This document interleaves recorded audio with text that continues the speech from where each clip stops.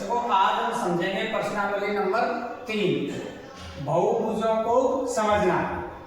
देखो ये है त्रिभुज दे रखा है, इसमें 125 डिग्री का कोण है, ये भी 125 का है और ये x का है। यानी हमको किसका मान ज्ञात करना है, x का मान हमको ज्ञात करना है। देखो ये जो त्रिभुज में सीधी लाइन होती है ये इसका मान होता है 180 डिग्री। कितना होता है 180 डिग्री। देखो ये यहाँ तक का कोण का मान हमको 125 दे रखा है, तो सबसे पहले हमको इसके त्रिभुज के अंत्य कोणों का मान ज्ञात करना है। ये इसका मान ज्ञात करना है, यानी पूरी का मान 180 है, 180 में से हमको घटाना है 125। कितने बचेंगे यहाँ पर 55। कितने बचेंगे 55। तो यानी इसका मान कितना आ जाएगा 55 डिग्री। ऐसे देखो हमको इस पूरी लाइन का मान 180 होता है, इसका मान 125 दे रखा है, इसका मान हमको ज्ञात करना है। कोई देखो 180 में से 125 घटाएंगे तो ये भी कितने का आ जाएगा 55 डिग्री का। ये भी कितने आ जाएगा 55 डिग्री का। देखो जब तक हम इस अंत्य कोण का मान इसका मान ज्ञात नहीं कर लेते जब तक हम x का मान ज्ञात नहीं कर सकते। तो आपको पता है त्रिभुज के तीनों कोण, त्रिभुज के तीनों अंत्य कोणों का योग, अंत्य कोणों का योग कितने होता है 180 डिग्री। तीनों अंत्य कोणों का योग कितना होता है 180 डिग्री। तो देखो ये आपको यहाँ पर इसका मान ज्ञात करना है, ये 55 और ये 55, 55 और 55 कितने होते हैं 110। कितना होता है 110। अब इसका मान हमको ज्ञात करना है, यानी 180 में से हमको कितने घटाने 110। कितने बचेंगे 70। तो इसका मान हमारे पास कितना आ गया 70। कितना मान आ गया मान 70।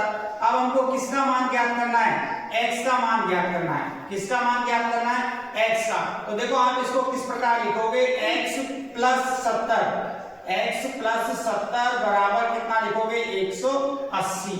70 का हमको पक्षांतर करना है तो x बराबर आ जाएगा 180 माइनस का 70। तो x बराबर कितना आ गया 110। तो यानी इसका मान कितना आया 110। देखो सबसे पहले ये वाला मान दे रखा था, इसका मान ज्ञात करना है। पूरी लाइन का मान मैंने बताया आपको 180 होता है, 180 में से 125 घटाए कितने बचे 55। फिर हमको देखो इसका मान 125 दे रखा है, इसका मान ज्ञात करना है। पूरी लाइन का मान 180 है, 125 घटाए 180 में से 55। अब देखो इसका मान हमको पता है, इसका मान पता है, तो पहले हमको इसका मान ज्ञात करना है। मैंने अभी बताया त्रिभुज के तीनों अंत्य कोणों का योग कितना होता है 180। तो यानी 55 और 55 जोड़ के और 180 में से हमको घटाना है। 55 और 55 कितने होते हैं 110।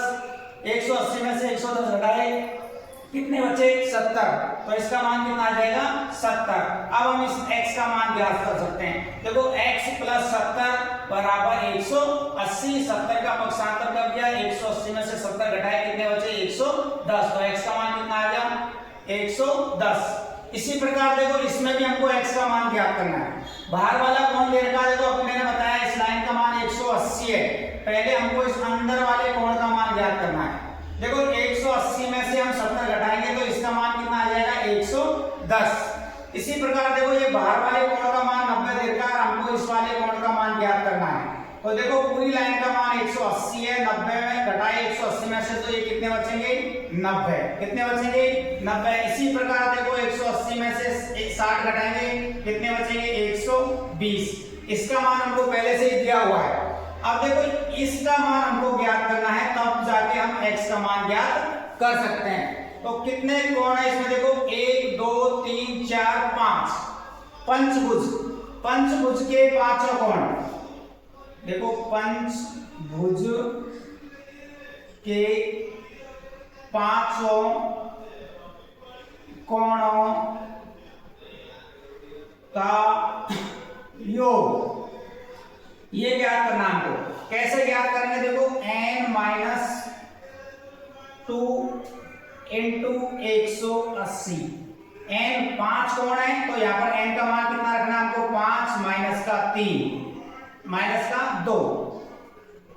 का 2 गुणा में 180। 5 में से 2 घटाए कितने बचे 3 गुणा 180, 0 18 54। तो पंचभुज के पांचों कोणों का योग कितना होता है 540। इसी प्रकार आप सभी कोणों को मान ज्ञात कर सकते हैं इस सूत्र से। n माइनस 2 गुणा 180 से। 6 भुजा वाले को चतुर्भुज को क्या बोलते हैं? षटकोण। 7 वाले को सप्तभुज, 8 वाले को अष्टभुज।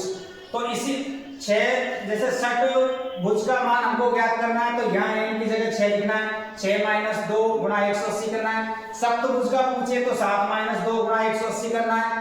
अष्टभुज का पूछे तो 8 माइनस 2 गुणा 180 करना है। तो इसी प्रकार आप पंचभुज, षटभुज, सप्तभुज, अष्टभुज के कोणों का मान हम ज्ञात कर सकते हैं। तो पंचभुज के पांचों कोणों का योग कितना आ गया हमारा? 540।